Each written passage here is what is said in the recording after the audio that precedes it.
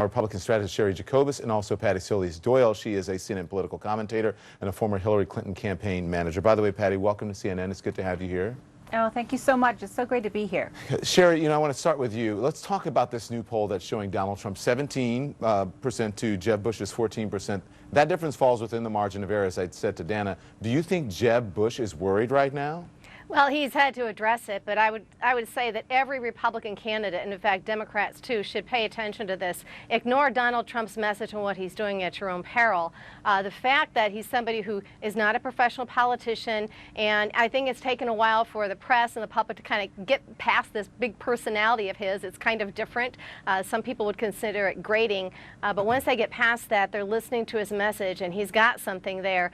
So they have to address it. I'm not sure if it's a good idea for them to be attacking him personally at this point in time, but he needs to also push back. They all need to push back against the left that's misrepresenting what he's saying. It took him a while to do that, but clearly he's onto something, and we see people like Carly Fiorina sort of co-opting his message, doing it in a different way than he does, but she obviously knows that he has tapped into something, as does Ben Carson. I think in time you'll see other candidates, including probably Hillary Clinton, find a way to try and adopt some of that message and address that concern. And Patty, to Cheri's point, at what point do the pundits, and I've been asking this, quit saying Trump's numbers are due to name recognition or celebrity status, and maybe start to consider that a big part of the GOP base, or at least a substantial enough part to put him at the top of the polls, actually agrees with Trump?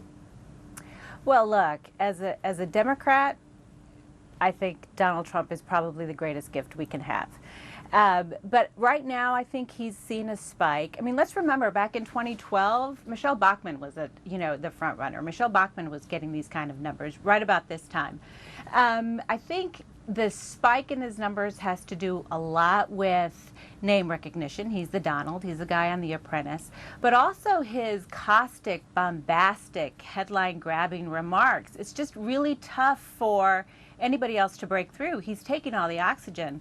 I mean, how long has it been since we've heard from Rand Paul or Marco Rubio?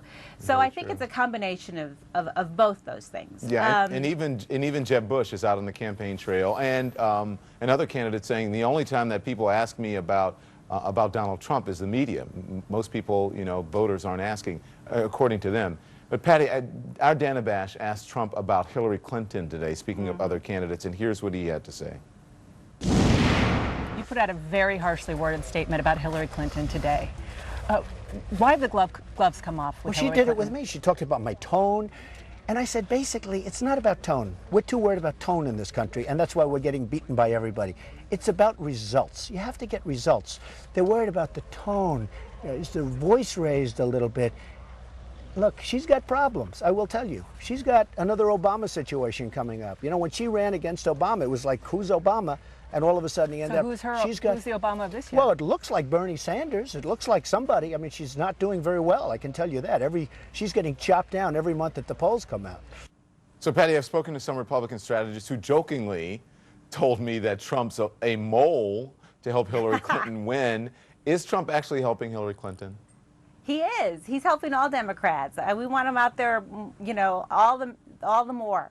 But I think, look, I don't think Hillary, like I said, it would be a blessing if Hillary Clinton ran against Donald Trump. She would take it away quite easily. But I don't think she's focused on that right now. She's focused on talking to the Democratic voters, earning every vote.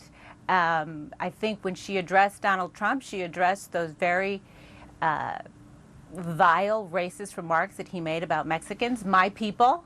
And that's when she addressed him. I'd like to jump in on that. No, I don't. And this is where Donald Trump and the Republicans need to fight back hard when people on the left, including the media, misrepresent what he said. He was talking about illegal aliens, which is the polar opposite of people who come here legally. And the only way the left can make points is when they start calling him and others racist and basically lie about what he meant. He was talking about crimes by illegals, not those by people who are here legally. Legal immigrants in this country actually have a lower crime rate than native those of us Americans who were born here and remained here, but it's the illegals in a completely different category. So when the media and the left tries to lump legal people who came here legally and abide by our laws with other people who don't, who are the polar opposite, based solely on their race and their point of origin, their country of origin, I think that's horrible, and I think Republicans need to fight back. He made it very clear, whatever you may think of him and some of the terms that he uses, he was talking about illegal aliens coming into this country and crime. And for that to be misrepresented, you know, I'm sorry, but people need to push back on that, because it seems that's the only way you can make points is when you misrepresent what you say. Patty, he has made that point over and over that he has no problem with legal immigration. His point is illegal immigration. So the people who come over for a better life for themselves and for their family are rapists and criminals, whether they do it illegally or not. They're doing it, you know, because of their family. My father came over to this country illegally twice and was sent back twice. He came back the third time. Why? For his family. And he didn't raise a rapist or a criminal in his 6 children or his 18 grandchildren. But there is a high percentage who are. And that's what Donald Trump was talking about, and that's what other people are talking about, and the studies have shown that. Now, the Pew study that came out that people are talking about actually threw in legal immigrants in with illegal immigrants to try to dilute those numbers, to make it seem like Donald Trump didn't know what he was talking about. Again, you can only make your point when you're misrepresenting things. We have 25% by some estimates, consistent estimates, of our federal prison population is illegal aliens, with only 5% of the population being illegal. That's a real problem. Now, you can try and dispute those. Washington Post actually had it at a higher number, but there's a real problem. That has nothing to do with people who worked hard and came here legally and obey our laws. And to try and throw the legal people, the people who are obeying our laws, doing a better job of it, again, as most of us who were born here, and throw them in with the people who came here illegally, breaking laws and continue to break laws, is unfair to the people who came here legally, and you're trying to distort the truth by lumping them all together. I'm out of it's time, wrong. Patty. I'll give you the last word here quickly if you can. I think his words spoke very clearly. He said they were criminals and rapists, and maybe some of them were good people. I'm quoting Donald Trump right there. Yeah. All right. Thank you. I appreciate it, Patty and Cheri. Thank you very much. Thank you. We've got a lot more on